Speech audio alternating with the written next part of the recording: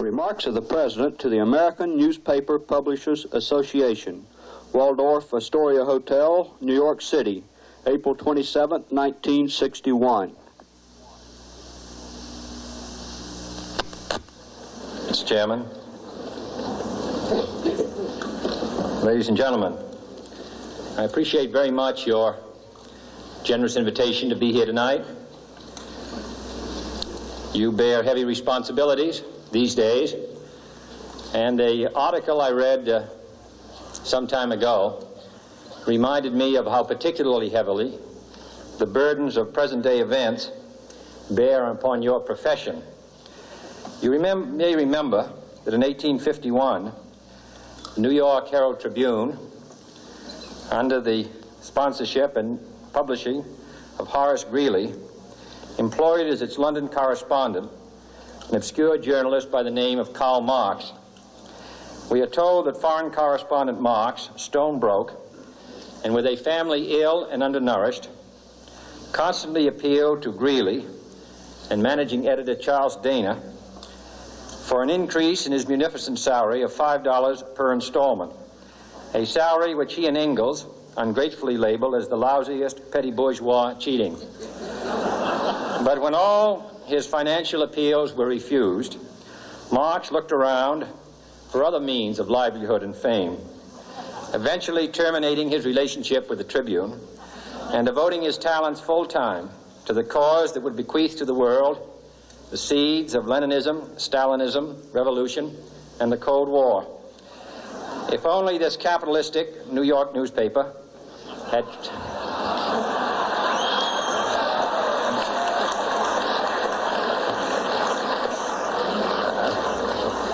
treated him more kindly, if only Marx had remained a foreign correspondent, history might have been different. And I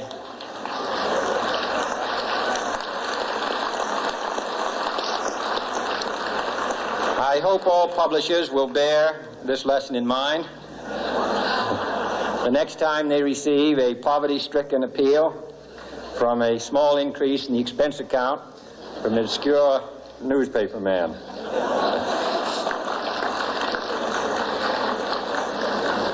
I have selected as the title of my remarks tonight, "The President and the Press." Some may suggest that this would be more naturally worded, "The President versus the Press," but those are not my sentiments tonight.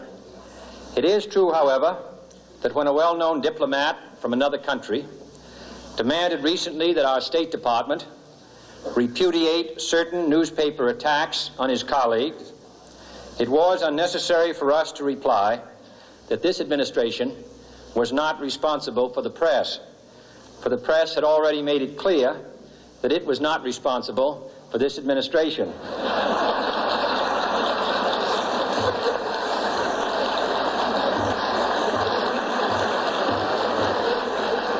Nevertheless, my purpose here tonight is not to deliver the usual assault on the so-called one-party press.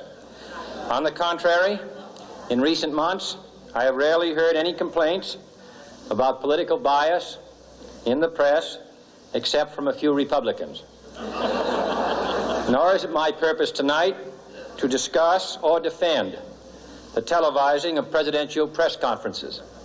I think it is highly beneficial to have some 20 million Americans regularly sit in on these conferences to observe, if I may say so, the incisive, the intelligent, and the courteous qualities displayed by your Washington correspondents.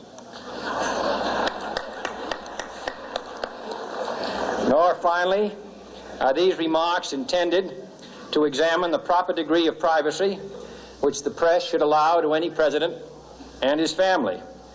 If, in the last few months, your White House reporters and photographers have been attending church services with regularity, that has surely done them no harm.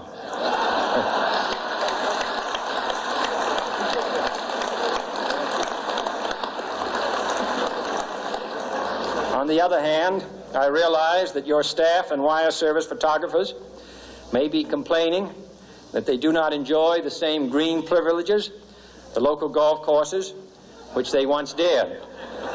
It is true that my predecessor did not object, as I do, to pictures of one's golfing skill in action, but neither, on the other hand, did he ever be a Secret Service man. My topic tonight is a more sober one, of concern to publishers as well as editors.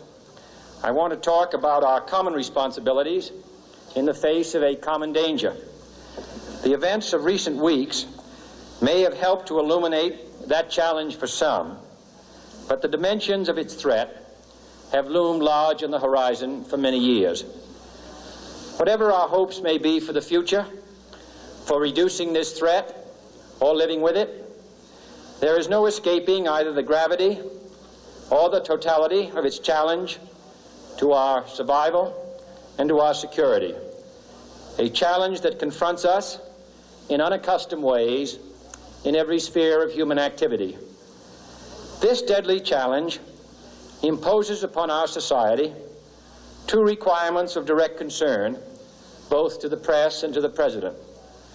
Two requirements that may seem almost contradictory in tone, but which must be reconciled and fulfilled if we are to meet this national peril.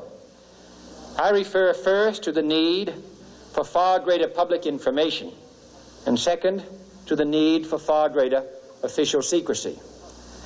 The very word secrecy is repugnant in a free and open society, and we are, as a people, inherently and historically opposed to secret societies, to secret oaths, and to secret proceedings. We decided long ago that the dangers of excessive and unwarranted concealment of pertinent facts far outweighed the dangers which are cited to justify it. Even today, there is little value in opposing the threat of a closed society by imitating its arbitrary restrictions. Even today, there is little value in ensuring the survival of our nation if our traditions do not survive with it. And there is very grave danger that an announced need for increased security will be seized upon by those anxious to expand its meaning to the very limits of official censorship and concealment. That I do not intend to permit to the extent that it's in my control.